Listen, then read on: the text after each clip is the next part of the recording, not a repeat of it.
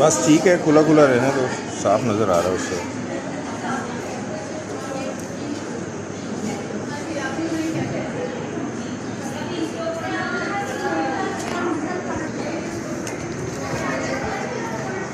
कुछ थोड़ा सा लग रहा है, ड्राई नहीं हुआ ये, इसको कुछ लगाया बिना वैसे ही कुछ तो इसे क्या हुआ, तो पेपर क्यों लगाया हुआ?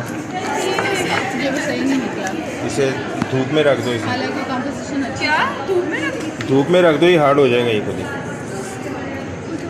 जब हार्डनर थोड़ा सा मिक्स हो चुका, अच्छा एक साइड पे आप लोगों ने मिक्सिंग में फिर जल्दी की है ना, फिर सही मिक्स नहीं किया होगा, या 2 से 3 दफ़ा रेज़न डाला होगा इसके अंदर।